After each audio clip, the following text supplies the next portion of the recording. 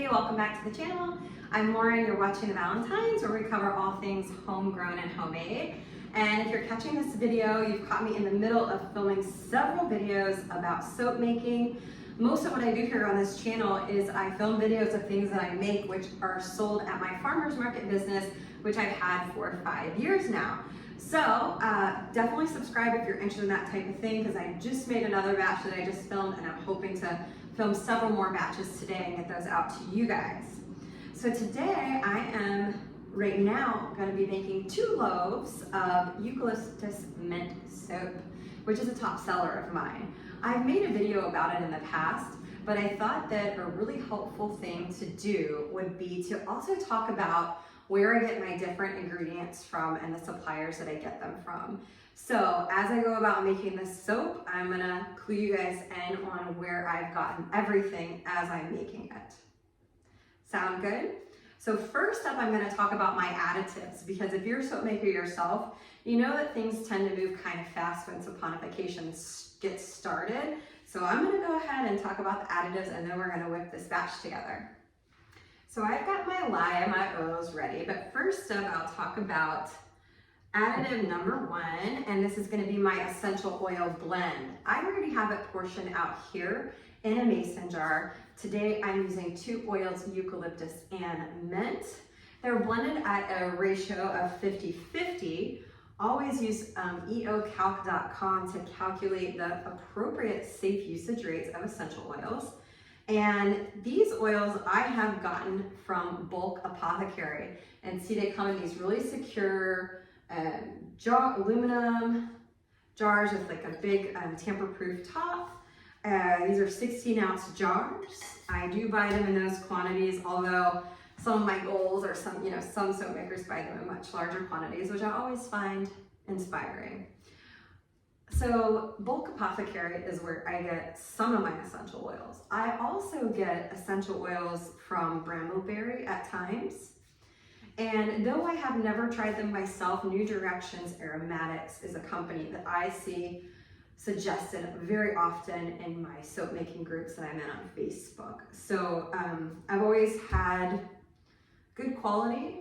I get the organic ones when I can. And so those are some ideas for you guys on the essential oils. Next up, these bars are gonna have 3 colors in them. It's gonna be a creamy base, the natural color of the soap, and it's also gonna have dark blue and dark green swirled all together in it. So for the blue, I am using blue indigo powder. This is from a plant. You can also grow this. I might try to plant it at our farm either this year or next year, but I've got a lot here. This has lasted me a long time. This one is from Brambleberry, but you can get blue indigo powder from different suppliers. Although I will warn you, I don't actually recommend finding it on Amazon. I would go through a trusted soap supplier or grow it yourself for the blue indigo powder. For the green color today, I am using chlorella algae. This is organic chlorella algae powder, and I feel like I got this at Natural Grocer when I was in Colorado last. But you can get this from really any health food store, and you can actually order this exact brand on Amazon. I have seen it. So those are our colors. And then the last additive that I'm going to talk about, it's the last one going in this bar today, is white kaolin clay. I already have it portioned out for what I'm going to be using today, but I get this really big bag. This is a 5-pound bag, and I get this from Bulk Apothecary as well. Same thing, you can get this from other suppliers. I usually shop around from trusted sources, whoever has the best price at the time. And I will say that's very true of essential oils. When you're making these natural soaps, essential oils is the single most expensive ingredient. Excuse me. And so as long as you have a couple trusted suppliers, I've heard a lot of other people say that they shop around for deals as long as they know it's a good distributor. Okay, that brings us to our lye solution.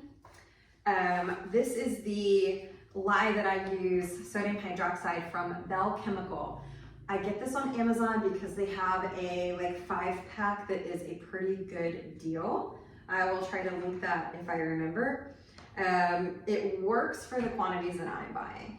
And then I used to get distilled water, but now I mix with ice from my own refrigerator. I wanted to include some footage of me making my lye solution with ice because this method might be a really good option for some of you. I explained in another video that I've been doing this because it makes no fumes and it also reduces the time. This will pretty much turn out around room temperature once the lye has completely melted all of the ice and it's ready to use immediately. I've been doing this lately instead of master batching. And you can see here, I have sped up the recording to just kind of show how it just melts the ice right down. So something to consider if you're interested. Okay, so let's talk about the oils. Oils I get from a variety of different sources. This has avocado oil, olive oil, coconut oil, shea butter, and castor oil. For the olive, coconut, and avocado, I find that Walmart has really good prices on those. I haven't done a cost analysis in over a year, but at the time Walmart had the best prices, even versus Costco, but Costco is also a good place to get those. They have organic for an amazing price for the coconut oil. Now for the castor and the shea butter, I do order those. I order those either from Brambleberry or Bulk Apothecary because they are harder to find at the store. This is a 7-pound bucket of shea butter, which has been working great for me. I do get the castor oil in a big gallon jug, and it lasts me for a while because I never really put more than 3% of castor oil in my recipes. Otherwise, the soap tends to get tacky and sticky. So with all that out of the way, let's check the temperature of our oils and get started making this. All right, let's see what our oils are at here. They're at about 95 degrees. And the lye solution, which again was mixed with ice, is at about 78. Tell you what, I'm gonna heat the oils a little bit because I don't want ricing. So let me do that real fast. Most of the equipment you see here is from Walmart. Although this handy dandy temperature gun I got at Harbor Freight. So now we're at about 5 degrees higher, and this is a good time to go ahead and add our additives. So I'm gonna come in with the kale and clay. I do about a heaping tablespoon per 35 ounces of soap or per 1,000 grams of soap. And then my beautiful eucalyptus mint essential oils. It so smells like the spa. That's one reason I love this bar so much. Oh man, so good. All right, I'm gonna come in with the immersion blender and just get those incorporated.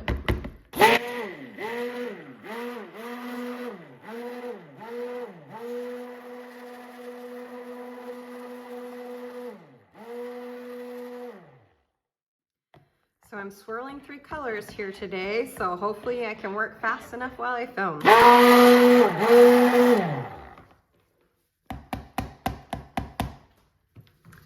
All right, time to add our lye solution.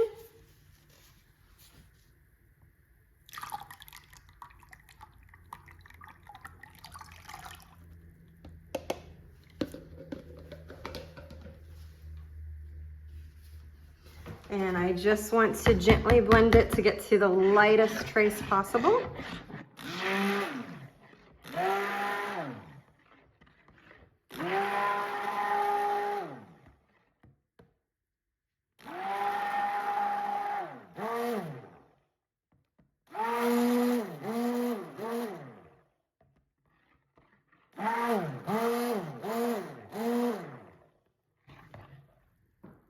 Once I know it's really well combined, I'm gonna go ahead and portion it out into the other containers so that it doesn't trace too quickly and I'm able to work a swirl here. 2 other containers here.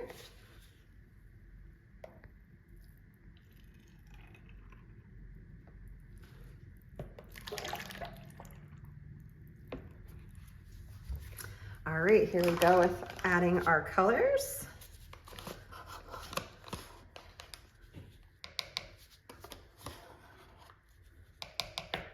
I'm adding about a teaspoon of blue indigo powder.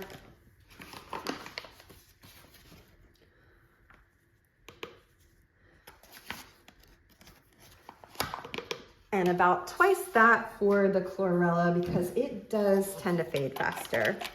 I'm coming in with the whisk because I don't want to over trace this. I will hit it with the stick blender, but not yet.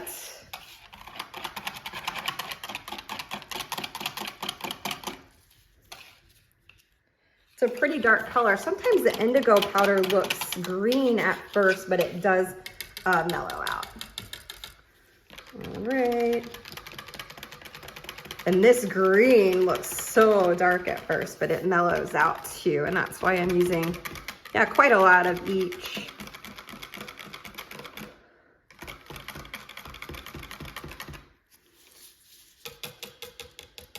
All right, let's go back to our original container and see how this is doing. There we go. We're so close to the thickness that I want. The thicker it is, the more defined the swirl is. So let me just do some stir in here.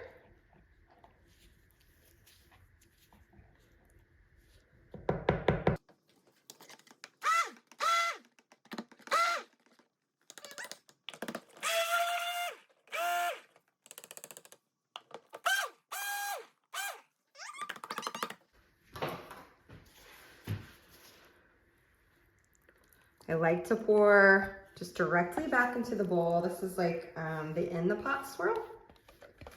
Scrape all of it in. Man, it smells so good in here, y'all. The whole house smells like you've gone to the steam room at the spa. If you know, you know. It's quite a luxurious experience. Yeah, see, this is thickening up quite a lot. Coming to trace here. I like to make rustic soaps. They're beautiful and elegant, but also maintain a natural rustic flair. So you don't have to be overly precious with this. Just do some crazy eights with the spatula and go right in for the pour. Molds are from Brambleberry. This is the 10-inch loaf mold.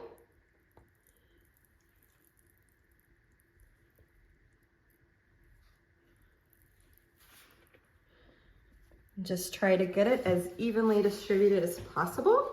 I'm going to do some scraping here.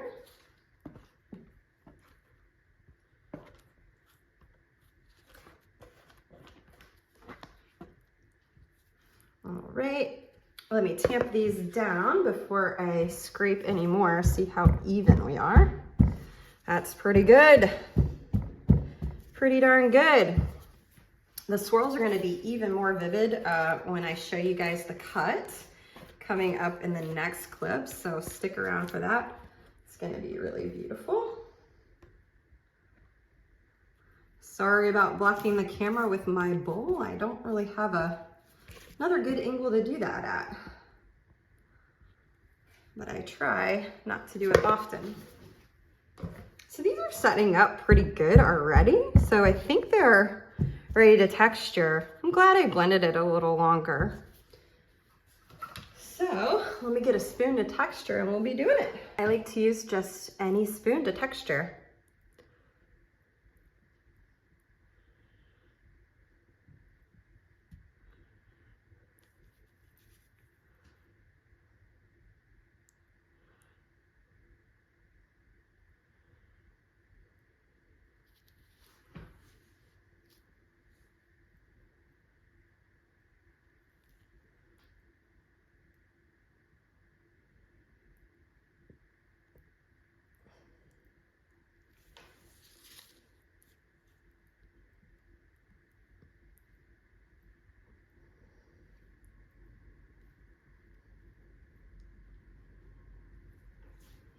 And voila. Oop, a This is where I can never stop myself. I gotta stop while I'm ahead. All right, walk away. All right, guys, can't wait to show you the cut in the next clip, so stay tuned for that. It's gonna be super beautiful. I gotta get this mess cleaned up so that I can make the next batch, which is going to be goat milk and lemongrass. So please subscribe if you're interested in that. And as always, I just really appreciate you guys being here. If you have learned anything from my channel or appreciate my content, please consider giving a super thanks below the video, a one-time tip. Really appreciate that. If not, please subscribe or give it a like. It's just super easy ways to support my channel, and I'll see you guys on the next video. Stay tuned for that cup now. I started cutting this soap and it was a little bit soft still, but just after a couple days of curing, it hardened up quite quickly. And check out the swirls that we're getting.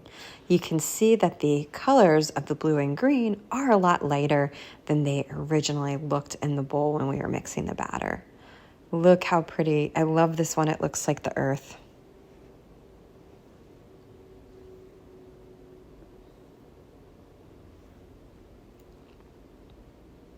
And I have also included another angle for you guys. So pretty.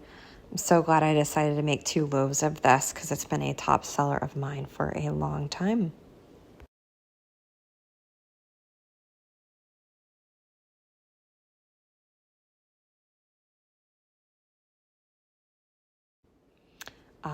And there's another shot of all the pretty swirls. Thanks again, guys. I'll see you soon.